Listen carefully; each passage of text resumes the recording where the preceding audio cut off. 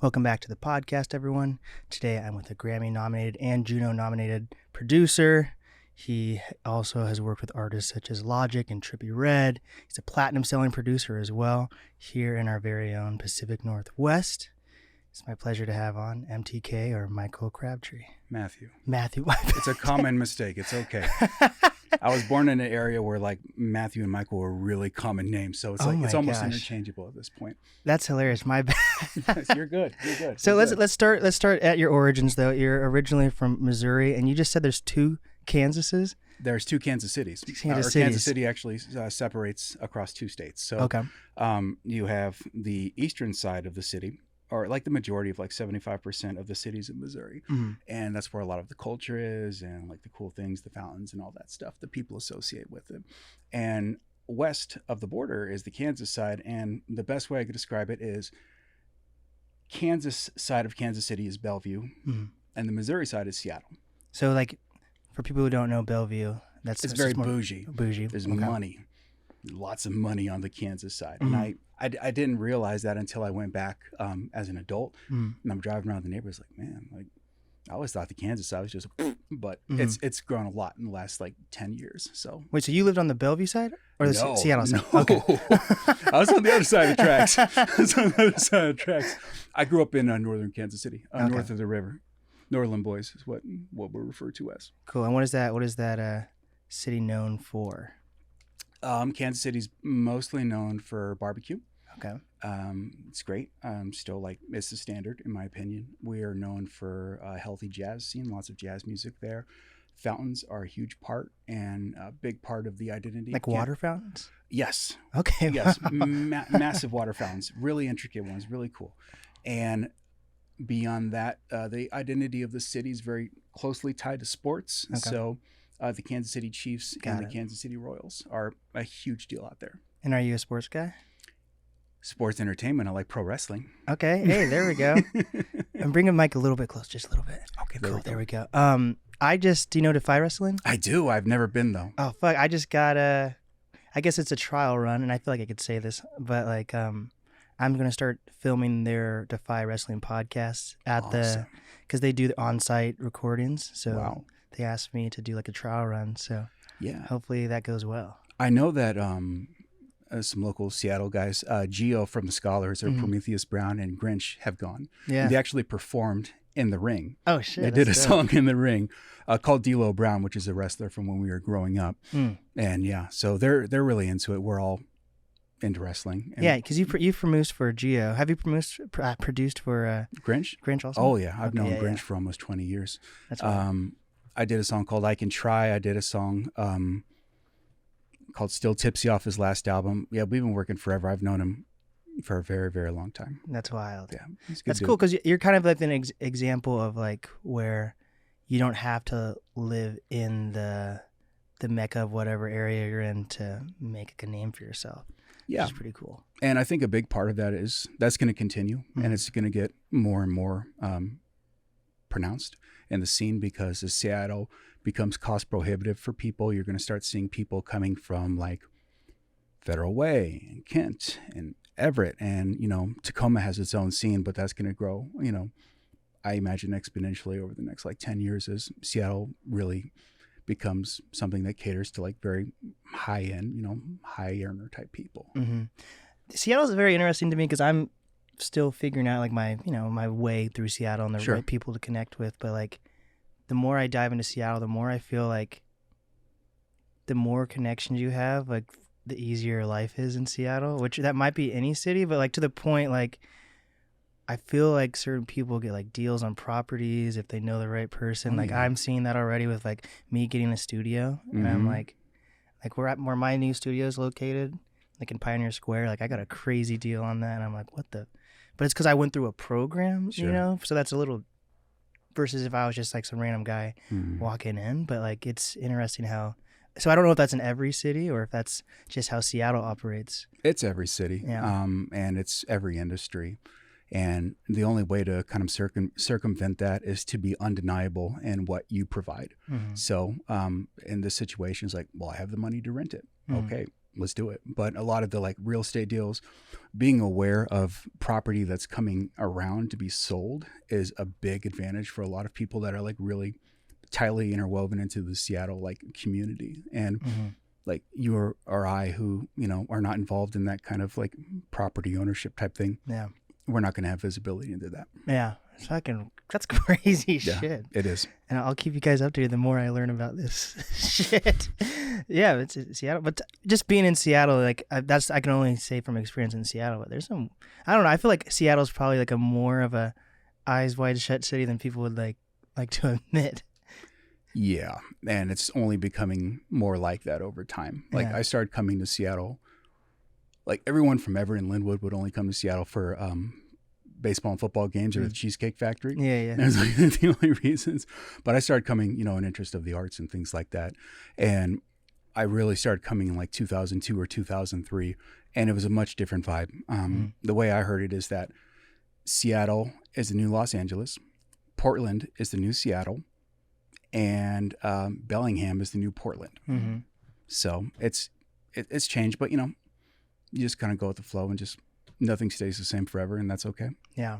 So you grew up in Kansas City, Missouri, and what did you do there? Like, were you involved in music when you? Because there was a jazz scene. Yeah. No, I moved when I was 11. Okay. And really just basic, you know, Midwest kid stuff. We got into BB gun fights. We played video games. We were outside, and just. It was a lot of fun, honestly. We didn't have like a ton of money, which kind of forces your hand to be more creative, and you can come up with better things to do without the resources. And yeah, it was fun. We had a lot of family. My mom grew up there, so we had a lot of connections from her, and no arts per se, but I started to really understand and appreciate music at that point, and realizing like, what's interesting about this song, and kind of like trying to deconstruct it with no like knowledge of musical theory or song structure, but still trying to kind of pinpoint what makes this good. And that kind of drove my overall love and appreciation for music.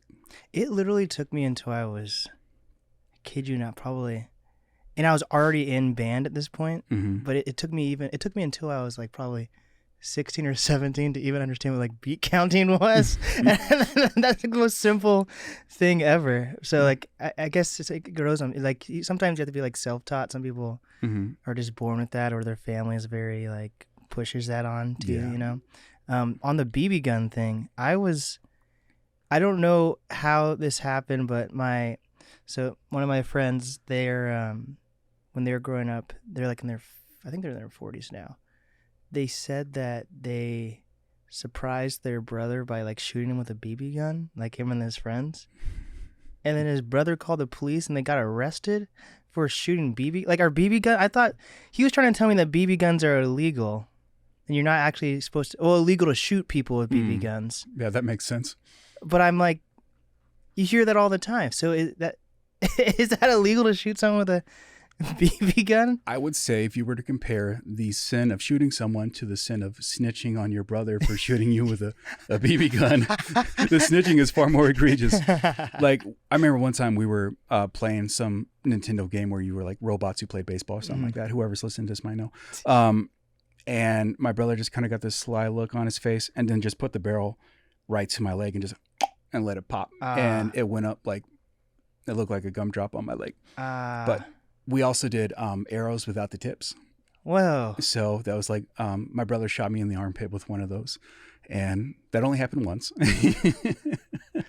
Yeah, like I've always had like an exceptional risk threshold, and as my brother has as well. So yeah, things that may be too much for others are just scratching the surface for us. And that's a Midwest thing? No, that's a Crabtree thing. That's a Crabtree thing? That's a various neuroses mental health thing. I feel like Crabtree's like a popular name in Seattle for whatever reason. Yeah. I feel like I've heard it quite a few times. Also, there's that guy on the Seahawks. Who's that guy on the Seahawks? Oh, it was Michael Crabtree, and he was for... That's why I called you. I'm dead. And he played for the 49ers. And so there's a lot of like... There's a lot of animosity towards him. It's pretty popular here. There's a Crabtree family in Snohomish I've heard of. Okay. And the majority of people are from the South. Okay. And when I lived in North Carolina for a couple of years as a kid, we lived by the Crabtree Valley Mall, is what it was called, in Raleigh. And it blew my mind that it was this name. And there was a Crabtree and Evelyn store, which is like a soap perfume company. And I saw them there and it's like, I had no idea. But yeah, it's relatively common. But, you know, still people like kind of stop and kind of give like a second guess of the name just because it's weird. Yeah. Like most people don't have like sea spiders in their name. Yeah. I feel like I think I'm like the worst sports fan ever. So I'm guessing I thought he was on the Seahawks because 49ers and Seahawks are like against each other. What are the origins of Crabtree though? Do you know? I think it's England. Like I went to a Renaissance festival in Mount Vernon where they explained it to me. Okay. But they also gave me a lot of beer beforehand, so I don't really remember. But yeah, it's somewhere. I think it's England, and I think it's like 1,400 years old, maybe. So it's not like, and it doesn't have to do with like the literal term of like a crab in it. But there's crab apples. Yeah. So I imagine it has something to do with that, if I had to guess. But I don't know for sure. Shit. Okay, that makes sense. So, and Mount Vernon, that's deep. But if you lived in Everett for a while, so that kind of makes sense. I lived in Everett for like 20 years. Yeah. And my dad lived in Mount Vernon. And so we would go up there and we'd go to the Renaissance festivals and all that kind of weird stuff. Just fun, like basic type stuff. Tulip Festival. Mount Vernon has a lot of flavor to it. Oh yeah, it does have the tulip. I missed that this year. I was trying to go. Yeah. But I feel like that's a thing in Seattle. See, I feel like Seattle people like sometimes don't know anything farther than like 45 minutes away from them. Yes, there's a lot of culture there. When you go east towards like Stevens Pass, there's tons of stuff between there. Yeah, I think that we live in a state with a rainforest, with a desert, with a mountain range, with an active volcano, one of the most wealthy cities in the world, and an ocean. And it's like, it's all within a few hours. So if you don't catch up on it or see it, that's not Washington's problem. It's more like your problem.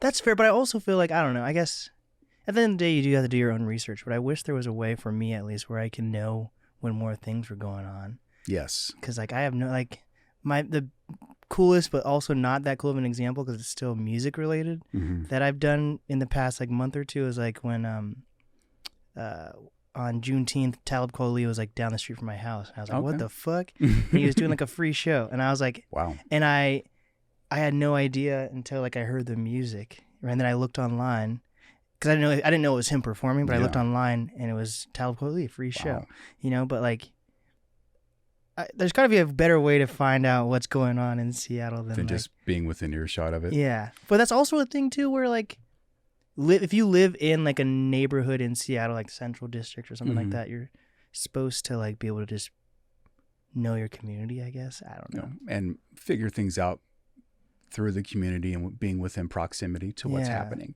What used to be the golden standard, like in the 2000s, was The Stranger and looking at all of the upcoming events and things like that. But as print media has kind of, circled the drain, so to speak, I don't use it. And honestly, I just don't come out as much as I used to. So I don't have as much of a need to be in the know. But if you have a family, so I feel like you want to do like family. How do you find like events like that for you? My wife is like a truffle. Well, I can't say truffle pig. That's she's very good at finding that stuff. Okay. I'm so sorry. But she'll find it and she'll come up with great ideas, and we'll kind of try and like figure out, like with toddlers, there's like they have like an expiration date each day, and it's like, what can we do without pushing up against the guardrails of her losing her shit, right? And she's very good at that and kind of like spacing it out and figuring it out. But hell yeah, just lots of family stuff. Awesome. So you said you moved when you said you were 11 to where again? To Everett. So so you've been in Washington. Got it. I've been in Washington since 1994. For whatever reason, I had the like impression that you moved here like in your 20s or something. No, I moved here very young, and the Midwest personality has persevered through my entire time here. It still cuts through. And so to timestamp it, we moved the day after the white Bronco chase with O.J. Simpson. Amazing. So that's when we moved. And before we moved, we were looking at where to live in the Seattle area. And there was not a lot of like economic opportunity around us in Kansas City. So we're looking to be in this area, but also what can we find here that we could sustain ourselves with? And we found the Boeing plant in Everett, and we knew that it was like a blue collar town, probably not a huge difference from Kansas City. And we just kind of picked that on the map, and we sold everything that we had. And my brother, my mother, and I, and our cat Bob, rest in peace, Bob, we all got into a Ford Festiva, which is a very small car. And we just drove across the country, and we just rolled the dice and tried to figure it out. And you said your dad ended up moving to Washington also later on or something? Yes, he was released from prison in 1996 and moved out here to be with us. That's wild. And you guys are close? Like, did that like put a damper on your family for a while, I'm guessing? Or what, prison? Yeah. No, it's great. No, I'm just kidding. It's like summer camp for your dad. No. Yeah. Sometimes I'll tell people that my dad was on a government work contract. No, it's interesting. There's a lot of negatives, clearly. Yeah. The cultural impact of incarceration on people is tangible. It's very real. And he passed away about 8 years ago, but it was definitely something he dealt with, primarily how to manage conflict, because there's a very specific attitude needed in prison to kind of get around that stuff. But there's that stuff, but also it's a lot of like really interesting life experience. And a lot of people, when I've been successful or they think I've been successful, they'll say, you broke the cycle. And it's like, I don't think that's the case at all. He gave me a lot of the game that's helped me succeed. And I'm just doing the same things he did, but I'm just navigating it legally without, kind of running up against the guardrails. And honestly, he was doing drug trafficking with marijuana. And what he was doing is what people around here do now all the time, and they're considered, like cultural leaders and things like that. But it's different. And he got bumped in Northeast Texas in like 1989 or 1990. I could be getting the days wrong, but yeah. Dang. So like, how old were you when he came to? 13. So did kids find out about that at all, or how was that? You mean kids around my neighborhood? Yeah. Yeah, a little bit. And so my brother and I actually just talked about this. This is good timing. Initially I was like, I don't want to tell anybody, because a lot of times when you tell people things about your family, they automatically kind of transfer whatever that is good or bad towards you. Yeah. So if my dad was Howard Schultz, I'd be like, oh, Matt's got money. Or if your dad's in prison, it's like, Matt's kind of a fuck up. And so I tried to kind of hide it, but then I decided not to. And I just was transparent with people. And that has changed over the years. And it's just not, at this point, it's a very uncomfortable topic to cover, like at work. Yeah. And people are like, hey, Melissa, what was your dad doing around this time when you were this age? And it's like, I don't want to tell them. Yeah. Because a lot of times it elicits kind of like a pity response. And I can't take it. I don't identify as a victim in any sort of way. I did not go to prison. He did.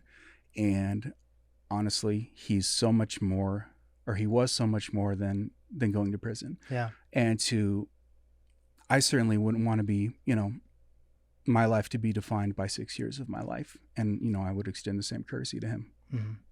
Fuck yeah. I love that answer. Good. So what school did you go to when you were growing up? I went to Voyager Middle School. Okay. And then I went to Mariner High School. Okay, no, Mariner High School. And then I went to ACES, which is an alternative high school, for a good portion of my senior year. Is that in Everett too? It is. Is that still around? I believe so. Okay, cool. Yeah. And then you ended up going to college where you were short by 1 credit. Was that in-state or out-of-state? That was Everett Community College. Okay, cool. And while I was there, I did like a general academic transfer. And I spent a lot of time as an English tutor while I was there. And this was right after 9/11. So a lot of there's a lot of money going to local people who were laid off or displaced from the aerospace industry. So a lot of the people I was doing these tutoring sessions with were old Boeing people. And they did not want to be there. They did not give a shit. Yeah. And so, yeah, that was a good experience for me. Sharpened my game a little bit with the writing and things like that. Yeah. So then when did you start writing at all for music related stuff? I started writing in music in about 2003, so about the same time. Okay. And I had started working a graveyard job, and it was 310s.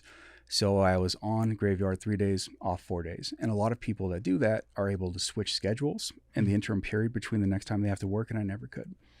So I would wake up at like 9:30, 10 o'clock at night, and no one's awake.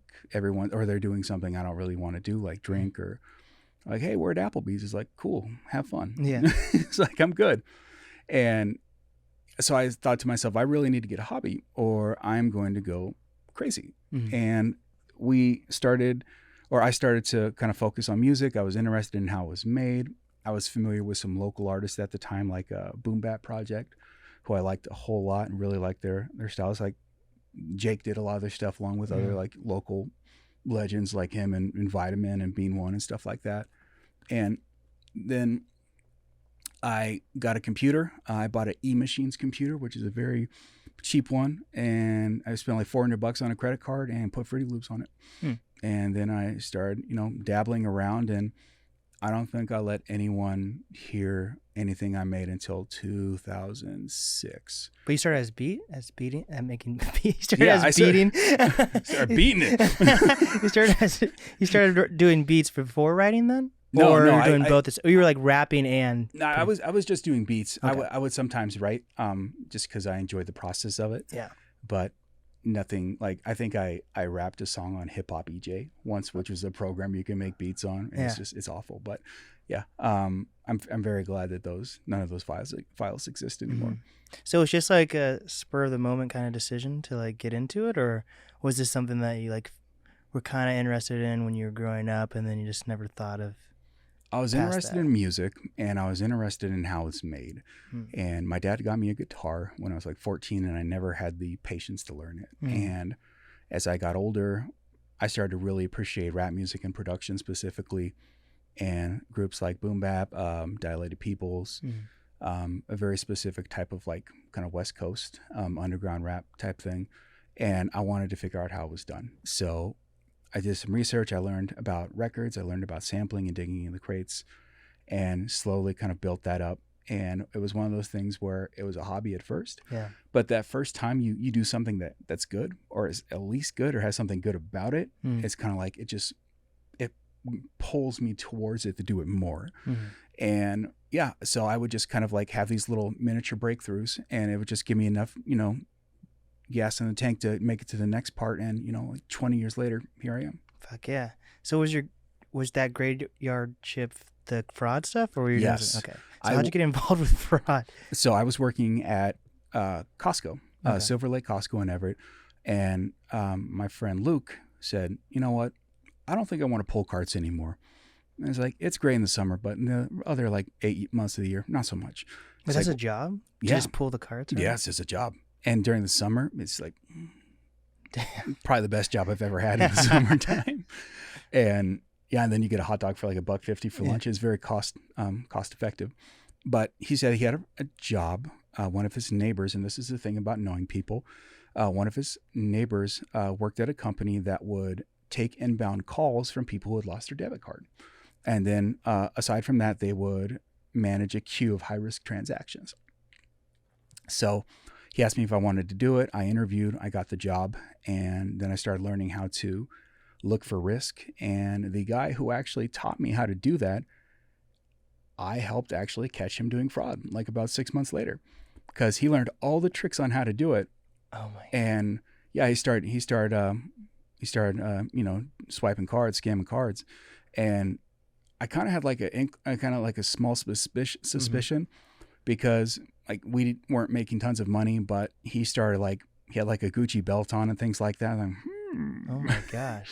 like, you are not subtle. And yeah, so I never want to, just given my experience with incarceration, I never want to send people to jail. I look at it more like a game of ping pong, like who can get past who. And yeah, that's how I learned to enjoy it. That's wild. That's like a movie. Yeah, it was. Whoa. Yeah. I feel like the only experience I personally had with fraud was like when I was, probably like 16, my mom got me these gift cards for my birthday, and I tried to scan them, and someone had already used them. So I think there was like an era in like the 2010s where like people would like they'd walk past a gift card thing and like scan the code somehow, and then wait until someone would actually enter the code, and then they would like activate it. So I would scan the card in the store. You would get the card. You would enter the activation pin, and then since I have the card, it would assign the funds to me. Mm-hmm. Oh. Yeah. That's slick. I love scams. I love scams. A good scam is like my favorite. It's like a good wine. It's like, yeah, but it sucks for me. I was like, damn, I was going to get some new It was crazy because I had to go all the way to, there was only a Nike outlet store in North Bend at the time that I would go to, and that was like 30 or 40 minutes away from me. Yeah. So I had like my family drive me there, and we tried to use the gift card, and like it didn't fucking work. And I was like, what the hell? Yeah, gift card. A big thing with gift cards was to like, I would log into like your online banking and you would have a credit card and you would have your reward points. And a lot of times they didn't put a lot of controls around the reward points because it's not monetary. So there's not like, it's hard to quantify a loss and to justify the controls.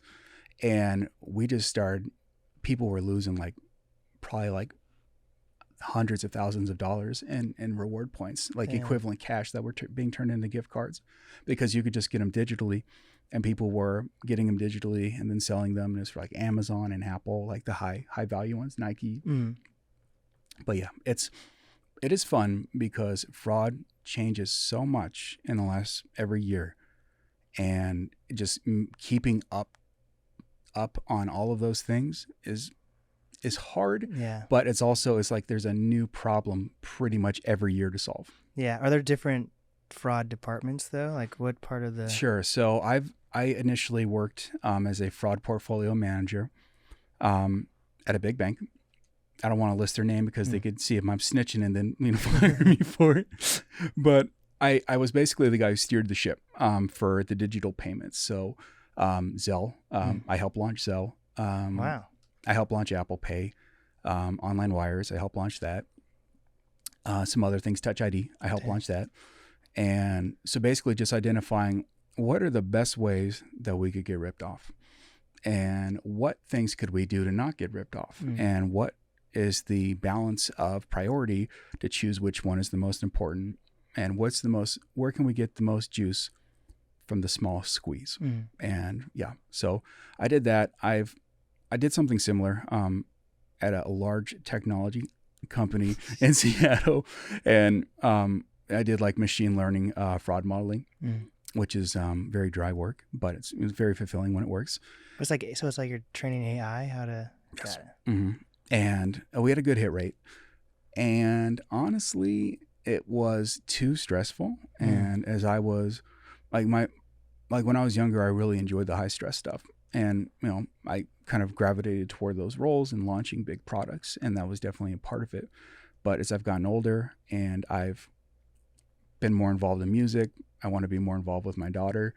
And I just don't have the personal bandwidth to do that kind of stuff. So I've taken a demotion recently, and I work in fraud servicing. So what that means is like, if you have a claim, if you have a claim of fraud or something to that effect, I help write the procedures on how to manage that.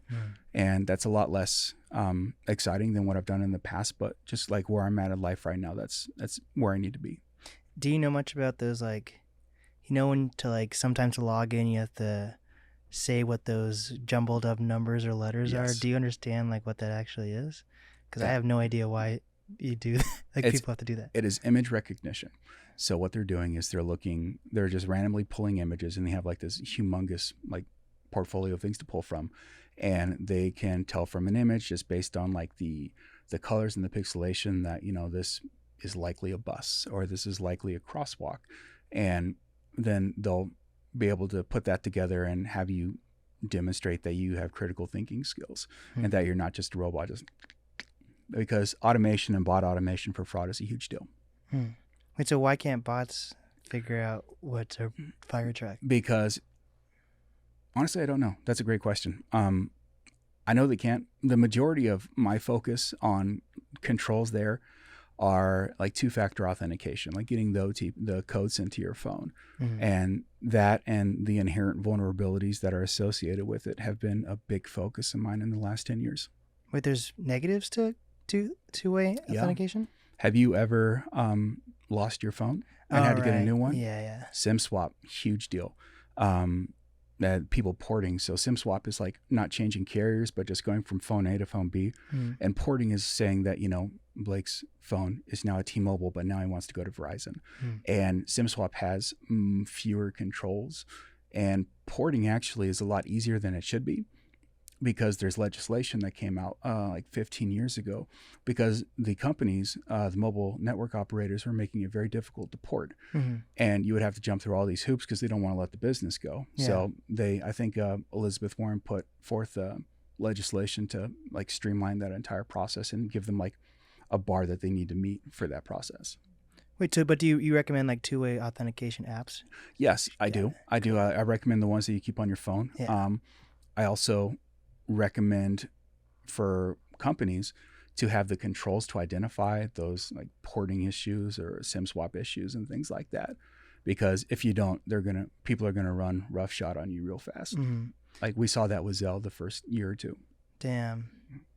Yeah. What do you think? What about like? Do you understand what's going on with these like the Cash App scams? I don't understand how any of that works. So basically, a lot of those scams are people providing, saying they're providing services. Like say, for instance, you're looking for someone to write you a resume, and you go to like Craigslist or whatever the modern equivalent, and they say that they're going to do it. They ask you to Cash App in advance. You Cash App, they don't provide you anything. A lot of times there are, like this is a big music one, where let's say I pretended to be me and I said, hey, I was nominated for a Grammy once. I can help you get in the music industry. But in order to do this, you need to pay to secure a spot. And then they pay and I don't deliver anything. Or there were people that would offer management deals in music where you would have to pay them $500 a month. They're back in like even longer. There were people who would let you perform at shows and they say, yeah, if you want to perform at this show, you have to buy like $500 worth of tickets. Yeah. So just lots of scams like that. Just digitally. I've seen equivalents. rappers, like famous rappers, do that. Like some of my friends too. That's fucked. Yeah, I think I remember one of the most profound things Jake One has ever said is that you're a tenured seasoned hip hop producer is if a rapper's tried to scam you, or I think that's what he said, or if you're owed money by Baby Grand Records. And I'm both. So I got my stripes. Yeah, I think that once it's like I remember one time one of my favorite rappers growing up called me, said he wanted to talk about music. And I call up and, he's talking to me and I kind of get the vibe that he's like kind of like spinning, like he's getting like in a sales mode, And he tried to sell me into a multi-level marketing thing, like an Amway or Herbalife, and he's really aggressive about it too. And I just felt sorry for him. Like, yeah. So, dude, that happened to me when I was like, I ended up not doing anything with it, but like when I was like 18, 19, where was I?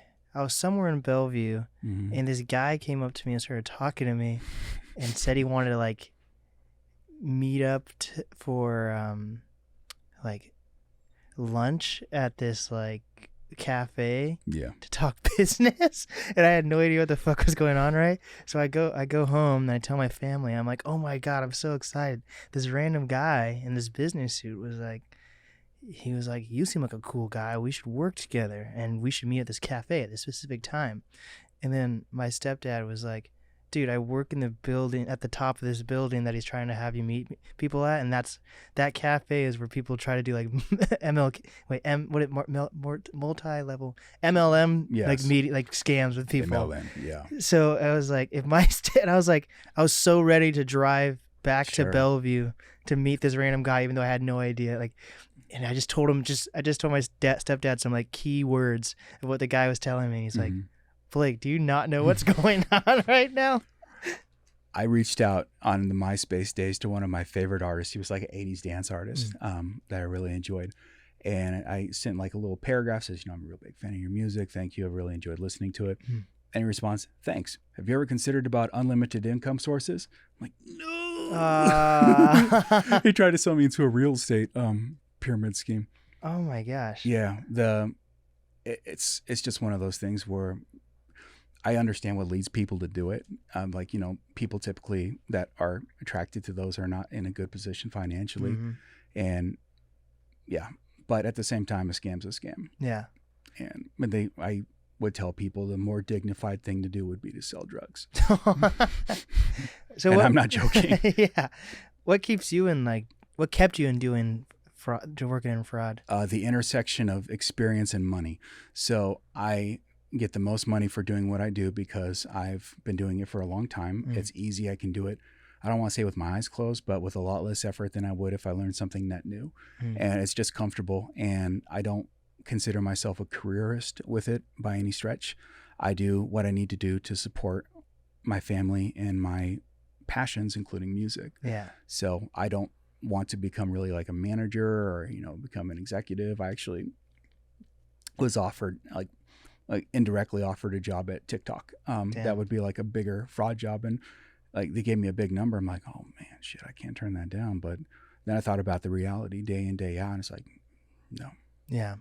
What do you think about like, I had it was like for like a whole week, these people came in to record at the studio, to do like, it was a mixture of podcasting / voiceover work for this documentary on the what was that movie? Squid Game coin? Yes. Or whatever. Like, have you or would you ever be interested in like following like a big case and like supporting a huge case or something like that? I've done that. Okay. And wow. I can't speak on any of the cases, of course, but yeah, I've seen cases that are like $1. And just trying to navigate that. And it's one of those things where it's like, it's a few things failing at the same time that allow for something really big to happen. Yeah. And yeah, it's all about learning every single thing you can about the process that led up to the error. And then from that point on, learning how you can fix it and prioritizing it, because you're going to have to tell like the people way up the ladder what the problem is and how you can fix it. They don't give a shit about the details. They just want to know what it is, how long will it take to fix it, how much will it cost. Yeah. So really boiling it down to those like fine points is a skill that's, served me well. Wait, how does fixing a fraud end up costing money? Because of time, man hours or something? Yeah, man hours specifically. So let's say that a lot of times, can I go nerdy on you just for a second? Yeah, for sure. So a lot of times when a transaction you make on like a bigger site is going through a fraud review, like you click send order or submit order, and it's going through the back end, it's taking the order details, and it's going to put it through like a funnel for fraud. And that funnel has what's called a.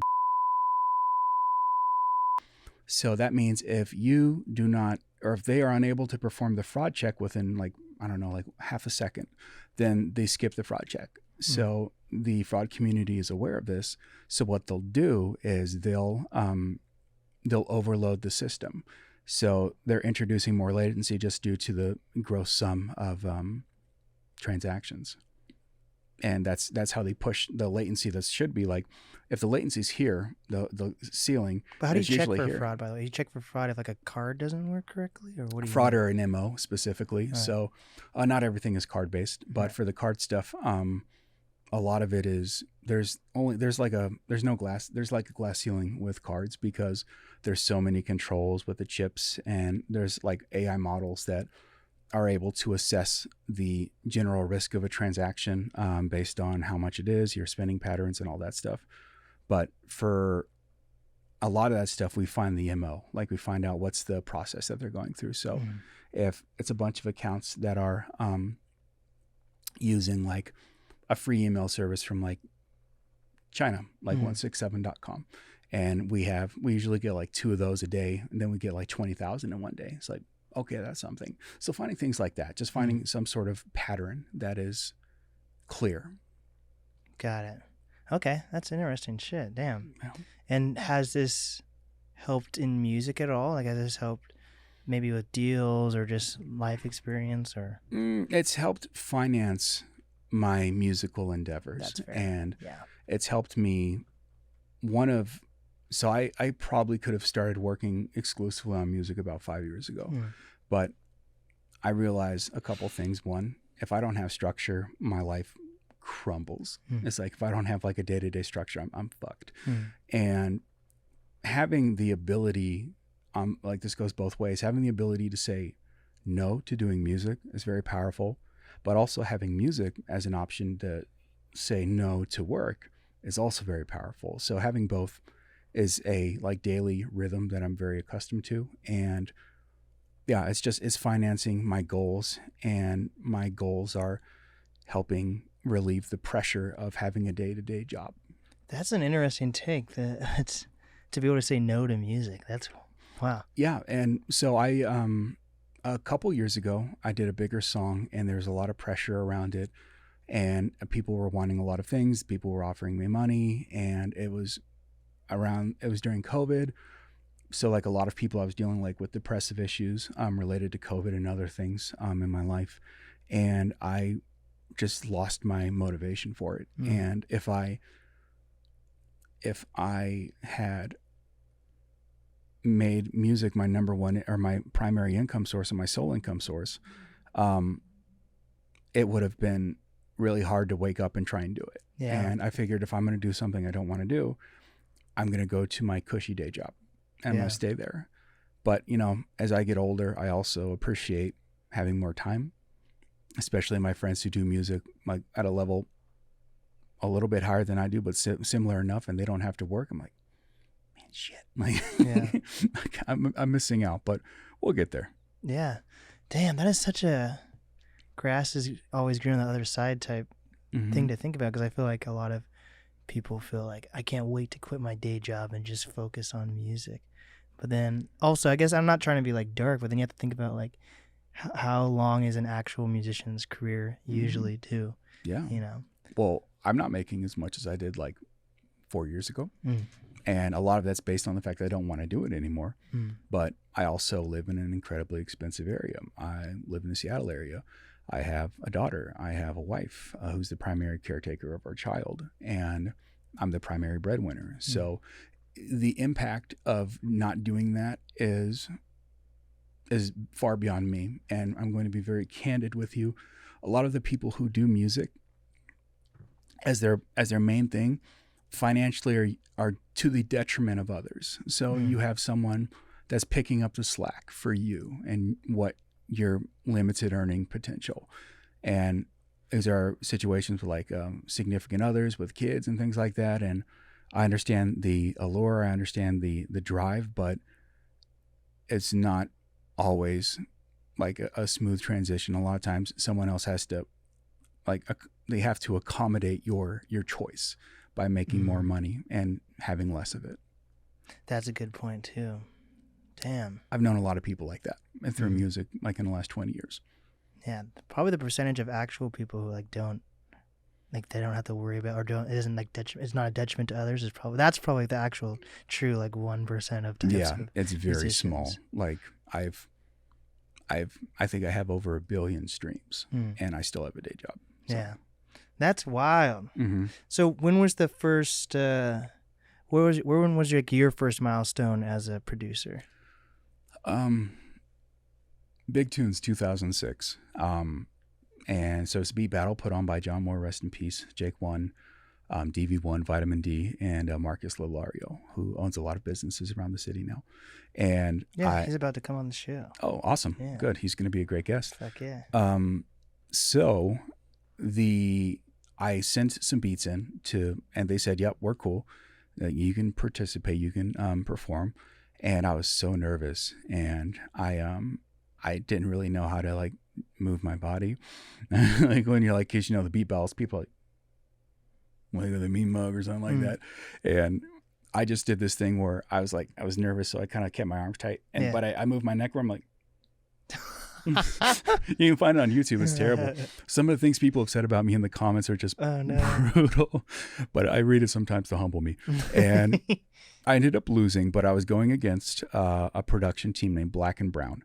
And I actually just talked to Brown for the first time in about 15 years today. Wait, so are you DJing your beats? Yeah, you just sit in front of like a CDJ, you put your CD in, you play the beat, and the crowd says yay, or the crowd says But I got one that got a real big response, and that was amazing to experience. But yeah, I went up against Black and Brown. Black was Damian Black, who's now known as Nassim, who's a Orthodox Jewish artist. Nassim Black, yeah. Yeah, and he and Brown both moved to Israel, and they both live there now. So it was nice to connect with him. But that's fucking awesome. And he's from Seattle too. That's wild. I wanted to have that guy on my show. It was so crazy. I have no idea. Like, it's so crazy, like how fast platforms, if they wanted to, like Netflix and Hulu, could put out content if they really wanted to. So basically, I kid you not, I hope I'm not exaggerating here, but like, I kid you not, within at least 2 weeks to a month of the fucking Kanye controversy, there was a Hulu special out about it, and Nassim Black was on it, and it was crazy. That's awesome. Yeah, but it's cool to see that. Like, I knew him when he was like 19 or 20, and even then you could tell he was the leader. He was the leader among his friends, and I would see John Moore talking to him, not as a kid, but like as basically the little homie that's on his way up. So yeah, he was a big deal. So I lost that battle. It was all good. And I met a lot of people that night for the first time. I met Jake, John, Vitamin. I met Macklemore for the first time that night. I met Eric G, producer who's with Ninth Wonder and them now. Devon Manor from Sport and Life Records, Jay Pender, and just on and on and on. And, I got to develop some solid connections with people I've already known, like Sabzi from The Scholars, Smoke from Old Dominion, and people like that. So yeah, that was a big change because it made me really think, because I'd been operating in a silo the entire time, and having people react in person was just, I wanted to do it more and more. So I did big tunes for like 3 or 4 years after that. And I think I won one battle. Dang. I got my ass beat the rest of the time, but I had a lot of fun. That's cool. So what made you decide to start exploring like the Seattle music scene? Well, so I had a friend, I have a friend named Louis Cam, who's brilliant person, all across the board. And he was aware of local groups, that were doing a big thing in like 2006. And it was Blue Scholars, Geo and Sabzi, and Common Market, which was Ross Sion and Sabzi. And they were doing a show at Numos, and he invited me to come. And I went, they had a live band and everything. And I remember just thinking to myself, wow, this is all happening like right outside my doorstep. And I have no idea, because a lot of the Everett stuff wasn't in alignment with what I liked. Yeah. it was like a bunch of like trashy white folks doing like Bone Thugs and Harmony. And like, it's like, I'm good. But I ended up getting connected with them and developing those relationships, primarily with Ross Sion and his family. And that was a big deal for me. He let me make music for a bumper shoot performance he did, which like I got to hear my beat played for like 7,000 people. Actually was working at Expedia at the time, so I took a 2-hour lunch break to go from Bellevue to bumper shoot to listen to it and then get right back on the road. But yeah, so getting those connections and realizing I'm not as good as I thought I was, and getting humbled, and then just receiving good advice from all of those people, like beats specifically from Sabzi. He gave me a lot of very positive feedback, and also some criticisms that were warranted for sure. And you can say no if this is your genuine feeling. No, this is just one man's opinion.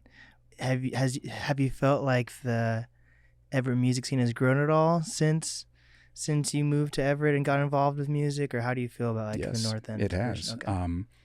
One artist in particular is his name's Aurelio, and he's from the same area of Everett than I am. For people who are listening, I grew up.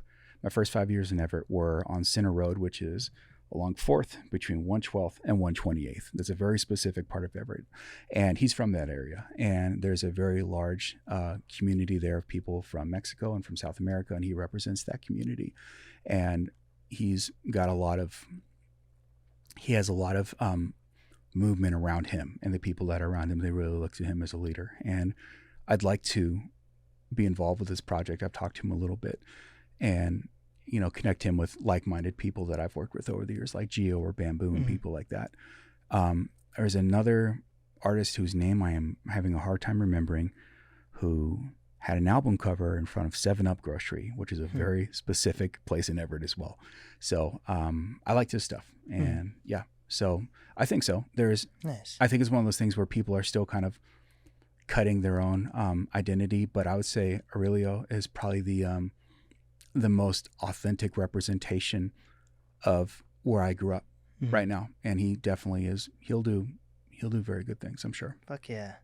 So is it important for you to still learn more about up and coming artists, or the artists you've worked with? You could just stick to working with Logic or whoever, I have to learn. I have to do the new stuff. So when I first started, the first person I worked with locally after a big lapse was Malcolm Rebel, rest in peace. I worked with him on a song called Still Trappin' with Eric G. And I don't know how I got connected with Travis Thompson, but I did a few songs on his album cover called You Good, or the album with You Good, where he's holding the newspaper on fire. And then I did one on his first Epic album. So staying connected with them. I think Campana, I think that's his name. Campana, yeah. Campana. I didn't work with him directly, but one of his producers sampled my stuff, and I came across it listening to his stuff, and I was really impressed with what they did. Because you have a beat pack thing. I do the sample packs, yeah. That's my main thing. Well, it was. I don't really do them as much anymore. But I try to stay connected. I reach out to people. And I also give people their flowers when I can. I tell people often, when I think about the producers coming up in Seattle, I think of Chong the Nomad, without a doubt. In my opinion, she is good at the beats, really good at the beats, but she's also a great performer, and a lot of people can't do both. So that's really unique. Bass Kids. I heard about Bass Kids from Joseph DeFinci. It was a producer, and he did Freestyle for Lil Baby, which is a huge song. So when people in Atlanta are telling me about someone here, that's a big deal. So I heard about Bass Kids from him. Callan, who did Blueberry Faygo for Lil Mosey, and of course the pride of Federal Way, Kid Culture, who is amazing. He did a Justin Bieber song. He did a bunch of Corday songs. And he's super talented, and he's starting to come out as an artist now too, and perform on his own, which is great. But yeah, I like to stay in touch. I like to listen to new beats, but all within the confines of my time, of course. So that was you talked about your first milestone of being part of the community. What was your first musical milestone where you landed with an artist? Probably my work with Ross Sion, because at the time, Common Market was a huge deal. They were selling out Numos on a regular basis. They were touring, and Ross always been a really, really, really talented artist. He still is. He's still putting out great music, and working with him validated a lot of my work and gave me proximity to a lot of the artists I still know today, like Geo. Grinch, Feo Luciano, who I did a bunch of songs with, and people like that. So yeah, that was my working with him. I did an album with him called Victor Shade in 2011 or so, and we got on some good list on KXP and Amazon Music end of year list, and being able to do a full album front to back was very validating. So how has growing your brand worked for you? Do you do a lot of press? Do you budget when you're releasing a song? Or how have you been able to work with these bigger artists in the music industry, like a Trippie Redd, a Logic, Grip, all these guys? I like Grip. Grip's good stuff. I've done 3 interviews in Conway too. I've done 3 interviews in 20 years. Damn. So not press. also including this one. And I think it's about thinking about who you are selling things to, who's your intended audience. So for people who are doing beats, their intended audience is the artist. So they want the artist to create songs so they can sell it, make royalties, get paid. For me, I'm selling samples and loops to those producers. So it's less of a business to consumer model, it's a business to business model. So the only way to really cut through and to work with people like that is to provide a significant value add to them and what they're doing. So a lot of people will send loops and things like that. It's mid, it's not that good. But if you are undeniable and you just like hone your shit and you got like a clip of like 30 or 40 things in it and you send that over, they're going to want to keep working with you. So for me, what's worked for me is to maintain a lower profile because a lot of people don't want to share the limelight. And that's understandable. They're like, it's not like when I sample like a Curtis Mayfield song from like 1975, I want to be like, oh, Curtis Mayfield over here, you know? So being comfortable, being kind of in the corner and quiet has been a big part of it. And just, yeah, it's a volume game. So being easy to work with, being quiet and putting yourself around the people and being open to working with people who may not be big yet, but, you know, grow up to do like, or go on to grow to do amazing things. How, like, when did you decide to do the sampling packs? Like, what year was that? So, I'm going to give you a little bit of I'm going to backtrack a little bit before that. So, in about 2013 or 14, I had been going to New York to shop beats, and I was going to like the G Unit and people like that. So did you like go with Jake One ever? It seems like no, he did the same thing. That's crazy. Yeah, he did the same thing. He did it much better than I did, but I was going to the same places, and yeah, Jake didn't do that connection, and he didn't have to, because I always looked to what he and John did. Like they didn't have like a Jake around to help kind of guide their hands. So that's not to say like I didn't get on MySpace back in the day, like, Jake, put me on, please. It's embarrassing. But yeah, so I was going and I was working with these people, sending beats to bigger artists, and it just stopped happening. People stopped responding to my messages. And I would go to New York and people would ghost me. And when I was working there, and, you know, it started to really mess with my like self-worth, because I put a lot of my identity and value into my success as a producer. And I eventually just stopped to say, you know what? I did not meet my goal. My goal was to do this. I did not reach it. I'm very happy with the stuff I've done. But if you want to just be very explicit with the goal, I failed. And that's okay. I didn't feel that immediately, but I kind of came to terms with that. So I got a PlayStation. I started going to the gym. Tinder just came out and I was single. So I was, you know, going on dates and stuff like that. Things I wouldn't normally do, you know, being hunkered down, making beats all day. And it kind of gave me a chance to live life and kind of refill my music battery.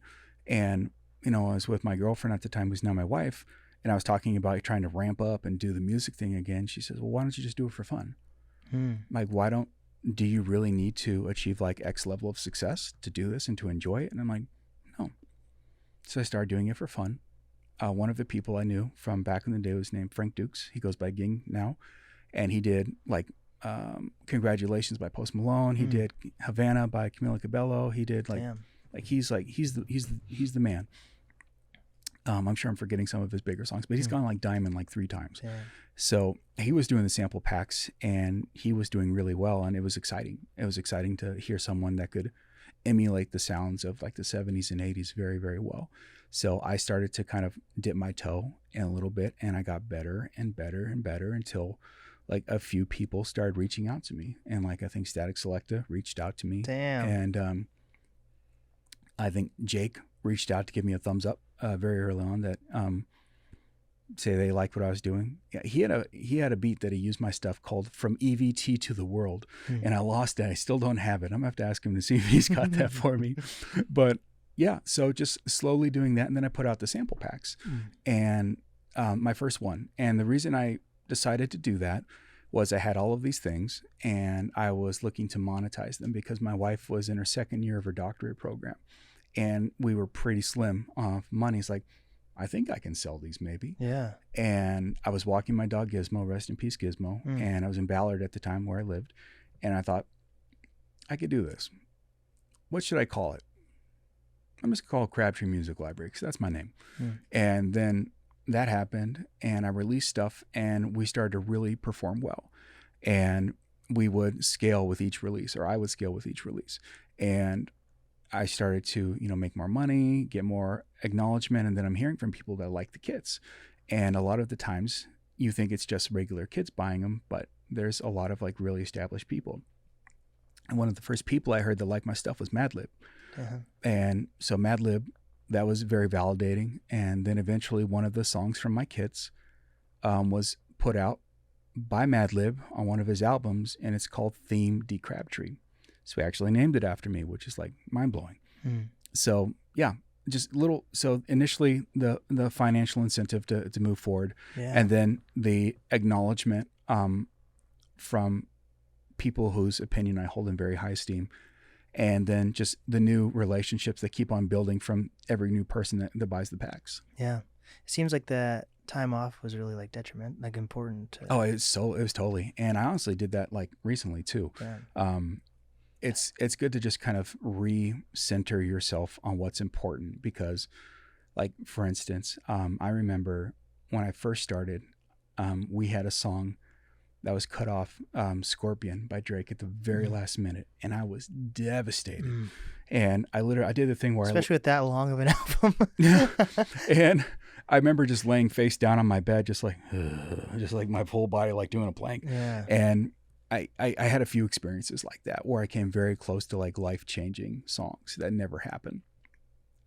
And it's very discouraging. And when I start feeling like that, it starts making me want to kind of like work harder and do things that are more tailored to like what I think are success and, successful songs, and that, adjust that influences what I create, and it becomes less of a fun experience and more like a job. So when I feel that happening, I start to kind of look back to where I was in 2013 when people stopped calling me when I was in New York, and okay, maybe now's a good time to just step away. And I did that for like the second half of COVID, pretty much up until like about a year ago when I started working with a guy named Section 8, who's an amazing producer. Shout out to him. He's one of Lil Baby's main guys. Got it. And it was very exciting to work with him just because he's very talented, and it's in a lane I've never been in. So how long was the first break for music? About 2 years. Dang. Yeah. And I made like 10 beats in one year. I put out at the very end of that, I put out a Bandcamp album called Shape-Shifting Lizard Rap, because I love conspiracy theories. I love conspiracy. Really? And shape-shifting lizards is like that's some A1 shit. That's my bag. What about the fucking? Do you believe in that the airplane lady who was trying to say that guy was a lizard guy? No, wasn't real. No, I don't believe in any of it. But it's always like it's like my favorite thing. Yeah. And not my favorite thing, but definitely high on the list. Yeah. And a lot of the songs I was doing at the time, like conspiracy theories were very like a very prominent part of them, and a recurring theme. So my friends and I would jokingly refer to it as shape-shifting lizard rap. So I just went with it. And so that was like the first time where I was like, I'm going to do this for fun. And I actually thought it was a good idea at the time to put Alex Jones clips on the beats, which now I listen to it and I'm like, that was a really bad idea. It was absolutely tone deaf. Oh my gosh. So doing things like that kind of helped me, refill my battery a little bit more. And then I made one beat and Grinch said he wanted it. And, that turned to be one called Still Tipsy on his last album. And I just started scaling up. And every single time a newer song would come out, like when Logic's people contacted me for a song called The Glorious Five, that was huge because they're, I know who he is and I know like the scale at which he operates. Yeah. So being a part of one of those albums that, millions and millions of people have heard, I've never experienced that before. So that was a huge motivator. And what's it like being a fucking Grammy nominated artist? I'm going to tell you how I found out I was Grammy nominated because it's not very fancy. So I started seeing people tweeting about the Grammys, and I follow a lot of music people, and the same people typically get nominated and win every year.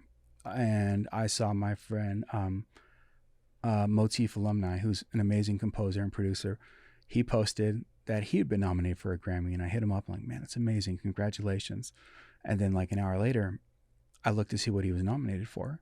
It's for a Royce da 5'9" album called The Allegory. And then I thought to myself, oh shit, I'm on that album too. Yeah. And I started thinking about it, I think that means I'm Grammy nominated. And yeah, I did a song called Rhinestone Do-Rag, which is amazing because I never thought I'd be nominated for a Grammy for that. And yeah, it feels good. It's very validating. It's validating to people who may not understand what you do. Yeah. And because they understand like the significance. And the same with the Juno nomination I got with Young Gravy and Baby No Money. That's funny because that album also like helped propel me forward too, because I had White Gold and Osmond Benjamin on, and like White Gold was like super popping off when that album came out, because like a few months later he was on Music to Be Murdered By also. So like that got a lot of traction for me during COVID. That honestly, that was one of the reasons I really wanted to do the podcast, is because you interviewed him. Oh wow. And so I got a great story about him. Back in the day, we had like a producer community on Twitter, and we would do things like we would do live watches of How to Catch a Predator and send beats and things like that. And back then he was known as B-Works. And I had said something like, oh, I have this new beat. Anyone want to hear it? He's like, yeah, sure, send it. And it was called like 80s Movie. And he listened to it and he's like, oh, all right. And I was really proud of it. I thought, this is the one. This is back when I was like, circling the drains, grasping at straws to try and make it. And he says, oh, do you call it 80s Movie because the synths sound all old and shitty? It's like, he's the man. He introduced me with no benefit to him to someone very important. And he's an amazing artist. He's an amazing producer, always has been. So seeing him get recognition is it's good because he deserves it. And you've also worked with Lute, who I've had on also. Really? Yeah. Awesome. Yeah. That's actually got a big Seattle connection to it. Because of Black Soul. Black Soul, yeah. Black Soul, me. So it's like a triangle. So I was on the song because I worked with a guy named Mel Beats, who's part of Dre's circle. And part of Dre's circle also includes Black Soul. And then, it just all connected. And we had Ari Lennox and I think Big Doe from Little Brother was the A&R, so it's just like, that was one of my favorite songs on the album. Really? Yeah. Awesome. Yeah, that's fucking crazy. That's so cool. I like how things like start connecting more and more. They actually, the sample they used of mine, they used it in a really cool way. I've heard it was used for like a No Cap song before. And it was used for a Trippie Redd song that got leaked with Wiz Khalifa. And but the way they did it was like completely new and independent of any of that stuff. So it was very impressive. Dang. So you've told this story before, but how did you meet up with Trippie Redd? So I was contacted by someone named Hamad Beats, and he's one of the most talented producers I've probably ever met in my life. He can like level the sounds in a beat better than anyone I've ever heard, period. And he contacted me after I had heard on a Trippie Redd Instagram post that one of my samples was used, and it was for a song called Snakeskin. And a producer, blogger, YouTube guy named Mai hit me up, was like, is this yours? I'm like, yeah. So I commented, I reached out to Hamad. He let me know how much of my stuff he'd been working with. And at that point we just locked in. We started doing songs. We did Under Enemy Arms, which is a Trippie Redd song that honestly was going to have Young Thug on it, or does. There's a version out there with him. And then we did Everything Boz, which is very popular on TikTok now, I guess. And a couple others, but I've probably done like 10, 12 songs with Trippie at this point. I've never met him. Damn. I had an opportunity, I think, at when I was in LA one time, but a lot of times artists don't want to meet producers. Yeah. Because a lot of producers don't experience the studio situations very often, and like a lot of times there's people who don't give them easy access to themselves, like artists, or there's girls, and they don't want some weirdo, a dude who looks like me to come in and like throw off the vibes, right? Oh my gosh. I feel like Trippie Redd would be kind of creepy to stand next to, though. He's kind of wild looking. Yeah. But man, he's got he's got a lot of very good-looking female friends around him. So it's working for someone. It's working for someone. So when Jake was on, he was talking about like it's very rare that he actually ends up meeting an artist because of the sampling. So is that the same situation for you? So I had an opportunity to meet Logic as well. I met Static Selecta when Logic was in town and Joey Badass was opening for him. First off, Joey Badass is like this much taller than me, and I'm like 6'4", 6'5", which is amazing. But I didn't want. I look at it like if I was at work, right, and someone's like, "Oh man, I want to talk to you. I want to talk to you," and running up when I'm trying to do my job, that would not make me feel very good. And so I try to spare artists that option or that experience, because they don't know how long you're going to talk to them when you come up to them. There's like a tactful way to do it, but a lot of times I don't need to. I can meet the producers, and I think the biggest artist that I've probably ever met is still Macklemore, you know. And I knew him before, you know, when we were all a lot younger and not very popular. Damn. So like what's next? Also, tell me about this epic rap battles thing. How did that come to be? So one of those New York trips that was successful, I went to a beat battle and I won it. And this woman did not introduce herself, came up to me. It's like, how many samples are in what you use? I'm like, this stuff's none. She's like, oh, okay. And it turns out she worked for a television company called Jingle Punks. And through Jingle Punks, I got that through my friend Rhythm J. Shout out to him. And I started to develop like a portfolio of songs on there. And I did songs for like telenovelas on Telemundo, sports shows and all these things, and really kind of like building my repertoire of songs. Dang. And Rhythm J hit me up and said, "Are you familiar with Epic Rap Battles of History?" No, I have no idea what it is. And then I look at the videos like, holy shit, there's like 100 million views on these songs. And they told me that they were working on one for Mr. T and Mr. Rogers. And I had like 45 minutes before I had to go do something. And I sat down, I'm like, I'm going to finish this in 20 minutes. And the song is based entirely around an E minor chord. And they loved it. They used it. And I sent off for a lot more that didn't get used. Epic Lloyd is one of the guys who make it. And he did some other videos where he would like diss your boss on a song. I did a couple of those. So yeah, I did it. I didn't get any like residuals. I just got like a flat fee. So I got it, spent the money, whatever, didn't think about it. And then during that time when I had quit, I got hit up by the people at Maker Studios who do those. They say, "What's your address? We got a gold plaque for you." Damn. I'm like, and this is right after they started letting YouTube views factor into plaques. And I got it, and I didn't tell anybody about it. And I just kind of like snuck a picture over, like, look what I got.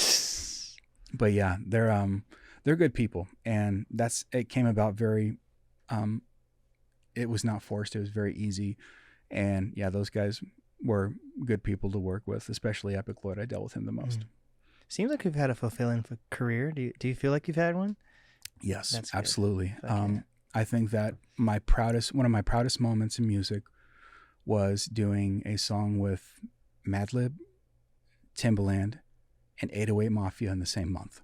That's wild. Yes, and I was very, very proud of that and proud of doing things differently. I think that being able to create music that people care about is really rewarding.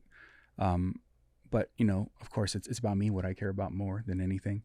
So I did a drum and bass song recently with Nile Rodgers on it from Cheek, which is like mind-blowing. So yeah, things like that just remind me that I'm lucky that the last 20 years of my life have not been in vain. Yeah. and yeah, it has been very fulfilling. And the things that kind of move the needle for me now are not like necessarily the success things. It's about trying to figure out problems. And that problem could be like, I've never known how to make a New Jack Swing beat. I'm going to figure that shit out. And I came very close to it last week, and I just have to keep iterating on that idea. Hell yeah. That's awesome, man. You're dope. What is anything else that's coming up for you besides this New Jack Swing beat? I'm going to be launching on TrackLib soon, which is an online sampling site. So it kind of like streamlines the process of clearing samples.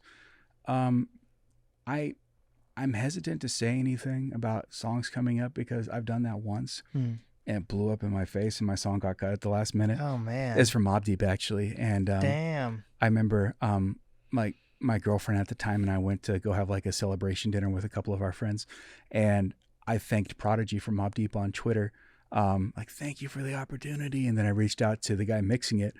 His name Eddie Sancho. He's a legend. And he says, man, I'm not mixing your stuff. You got cut. And it was on Twitter, and all my friends saw it, and he started ripping me, and I still hear about it to this day. So at that point, I'm just like, nope. Until it's out, I'm not saying a damn thing. Dang. But I'd say the main thing is that I keep on working, I keep on having fun, and if something comes out, great. If not, so what? You know, it's all about fulfilling me. I just had a song come out with Dave East and Coi Leray, called "Sex So Good," and I feel uncomfortable saying that because I'm from the Midwest. I try to be a little bit humble, but yeah, that one came out, and yeah, just focusing on providing value to other people as a composer, and just letting them do all of the legwork on what happens where. My last question actually is like, I want to get your take on how you feel about this. I feel like a lot of people try to say like the newer generation of people are the ones who like push the music industry forward, which is true, but like when you look at the people who actually like continue to push it forward too are the people who have been doing it for a while, like you. So like, what is your opinions on, because I feel like the people like the Jake ones and people like from like the 30 to 50 year olds are the ones who are actually like making the music for the most part, I feel like, and like a lot of them are the ones who have like the good like writing skills at this point and know what it takes to make a good song. But then there's also like the argument that like the little Nas X's and people like that are the ones who push the music industry forward. So where does that meet? They're not mutually exclusive, for sure. I think that when you look at what like Jake and I do, we are in the background, me much more so than him. But like before Jake was in Tuxedo, like you never really saw him. Like he wasn't in the videos like going crazy or nothing. And the writers are basically, we serve as the pillars to hold up the younger artist and to make their music and what they do the best they possibly can be. And the way that a lot of them are approaching the business, like Chance the Rapper, people like Ice Spice that are not signed to anybody really, that's definitely moving the needle. It's creating a lot more financial opportunities for people. So I think it's both. For me, I'm in a support role, and the people that are at the tip of the spear, the artists and things like that, they are changing how people consume media, and they're changing it in the sense that they are appealing to the way kids are now. Whereas like if I were to look at things when I came up in 2003, you know, it'd be a lot different. So I think it absolutely is a big deal to let guys like me continue to contribute, but also to get the fuck out of the way and let other people do their thing. So service, like, it's like having, like you have a wobbly table and then you slide like a playing card under it and it's not wobbling anymore. I'm the playing card. Wow. That's my value add. Oh my gosh. And do you feel a lot of producers think that way? Is that a healthy way to think also, or what? It depends on what you want. A lot of people want to be known. They want to be seen. A lot of producers are like doing seminars and inviting people to come and listen to them talk. And that's cool. Like from the branding perspective, I guess, but I've never really been interested in that. Right. I think that it's about your level and involvement and what you're comfortable with. And me personally, it's family. Yeah, the family stuff, but also just doing what I want to do, like playing video games, sitting at my house, not being out and about in Seattle all the time. And yeah, I think it's good if you just do what you want to do and you're authentic to yourself. And for me, keeping a lower profile is that. For other people, not so much. Yeah. Well, then I appreciate you wanting to come on the show. Thank you. Hell yeah. You do great work. I appreciate you. I appreciate you having the show and for having me on. Of course. With that, what is some advice that you have for up-and-coming artists, creators, influencers? Be authentic. Have authentic relationships with people. All the folks that are like careerists early in their 20s, they fade away. You know, been there, done that, seen it happen. Do what you want to do. Get great at it. be authentic, you will experience some level of success. What that is really depends on what you do and how you do it. But ultimately, the end goal is to be good, to get good. And just focus on that more than any of the other social stuff, the metrics or anything like that. Just get really, really good at what you do. 100%. What is the easiest way for people to reach you? Hit me up on Twitter and Instagram at MTK Says, SAYS. And what is the meaning behind your producer name? Oh man, that is some dumb shit I came up with when I'm 19, and it's followed me for the rest of my life. I try to like go in through my real name now as much as I can, but they're basically interchangeable. Okay, there we go. This has been the NAST podcast with MTK, and we did it.